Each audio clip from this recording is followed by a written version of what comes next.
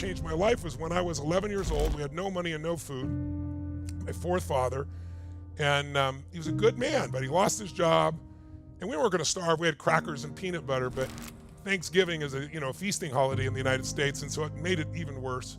And my parents were arguing and sharing things back and forth that once you say them, you can never take them back. Everybody remembers them. And I'm trying to get my brother and sister not to hear it. And long story short, a man knocks on the door. I open the door, and there's this tall man standing there with these 2 bags of groceries, and he had a pot with an uncooked turkey on the ground. And he said, "Is your father here?" And I said, "Just one moment." And I went to go get my dad, and he was screaming through this door at my mom. And I said, "There's somebody here for you, Dad." And he goes, "You answer." I said, "I did. It's for you." "Who is it?" I said, "I don't know." And I was so excited to see him be so happy. And when he opened the door, he was not happy. I couldn't believe it.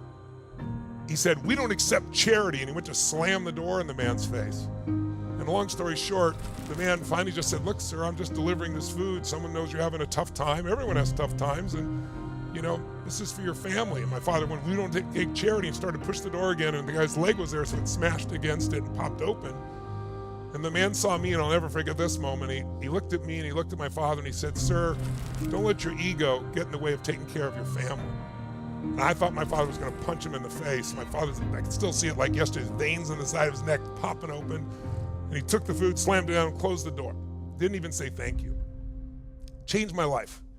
Because that day, my father left shortly thereafter because he felt like he hadn't taken care of his family. He was embarrassed. It was one of the worst days of my life.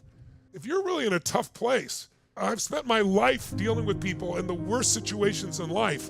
And there's some people they've lost their sight, they've lost their arms, they've lost their family, and they have the most joyous, happy, amazing, extraordinary life. It is not life that controls you.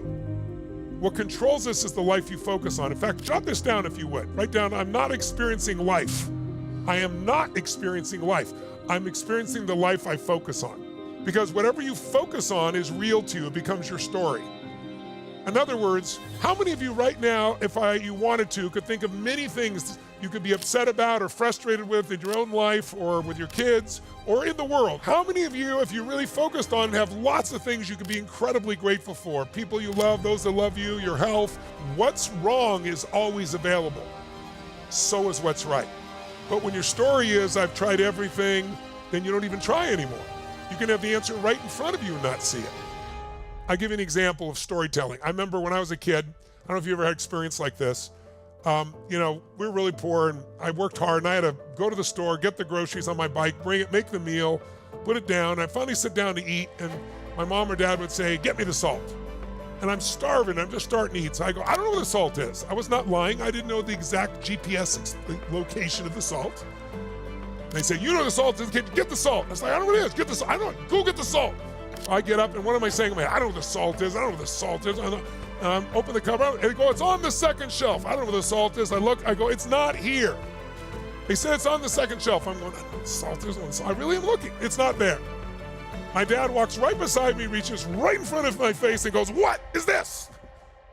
Well, I was telling myself a story over and over again. I don't know what the salt is, and so my eyes saw the salt, but my brain didn't perceive it. It created in psychology what's called a scotoma, a blind spot, where literally you can't see the answer.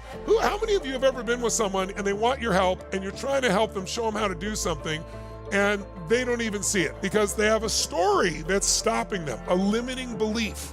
Change your story, change your life. If your story is, "Man, I'm always at the bottom of the pile and I try everything and nothing ever works and I've been through this and that," it may be true, but that's the wrong story. The better story is, "I've gone through all these experiences that have made me stronger, and now I'm ready. I'm ready for the next step. Here's what I'm going to do." And as simplistic as that sounds, you'll never use the right strategy if you have a limiting story. Your story says nothing works, so when I show you the strategy, "Oh, I've tried that," or, "Nothing like that works." That works for rich people. The story is the glue that gets you stuck. What you want to do is divorce the story of your limits, of your limitations, and marry the truth of your real abilities. Now, some people get a divorce and then they go visit with their divorced one over and over. Don't want to visit with your old beliefs. You just want to cut it off and move forward. Now, if you got the right story, you'll figure out the right strategy. Even if I don't show it to you, you'll find the right strategy with the right story. But your story is affected by what you should be starting with, and most people get to last, if ever, and that is your state. your mental emotional state. Now, what does that mean? Have you ever gotten really angry with somebody, and then suddenly when you're angry with them, you think of everything they've ever done that's ever pissed you off? Or a better example is, have you ever been with somebody, have you ever gotten to a place where you felt like head over heels in love with someone? What will you do for them? So in the beginning of a relationship, we're in a different state. We have a different story. Our state and story is like, what do you want? Someone says, could you take out the trash? When you're totally in love, you go, take out the trash, happily do it, I'll do it for you. How else can I help you? Right? But after about 7 days or 7 weeks or 7 months or 7 years or 70 years, somewhere in there between 7 days and 70 years, the person says, could you take out the trash? And you go, what do I look like, your janitor? And you go, I don't know what it is. We don't have any passion anymore. I don't know what it is.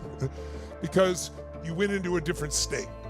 When you're in a great state, things flow. Now you can change your state, the way your mind and emotion is working. That's where you want to start. You want to change this order. You've got to get yourself in state. If you've ever been at home and you're like this, you're like, oh man, I know, I got to figure this out. I gotta turn my life around. I'm like, oh man. In this state, you will never get the answer.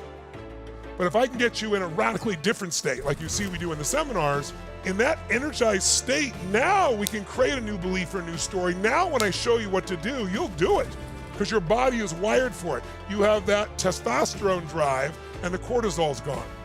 Now I've been teaching how to change your state for decades. The fastest way to change your state is a radical change in the way you use your body. The state you're in affects your story. When you're in love, what's wrong with life? What's wrong with life when you're totally head over heels in love? We have no money, it doesn't matter, we're in love. When you're in the right state, when you have the right story and you're in the right state, you have a different story about your life, you then come up with the answers, the strategies. You know, Martin Luther King did not know how to change America, but he knew what needed to be done and why. And when he gave his speech, I Have a Dream, he didn't know how to make it happen, but he was able to inspire people and put them in a different state. President Kennedy, when he said, we're going to put a man on the moon in this decade and bring him back to the earth safely, the people in NASA were like, he's insane. We don't have the resources. We don't know how to do that. He goes, I don't care you know how. This is what we're going to do, and this is why we're going to do it. If you get a strong enough what you want and why you want it, you can figure out how. But you got to do it from an altered state. If you want to change your life, the first thing you want to do is change your state radically. You change your state, you'll get a better story, and now we can figure out how to do it and follow through.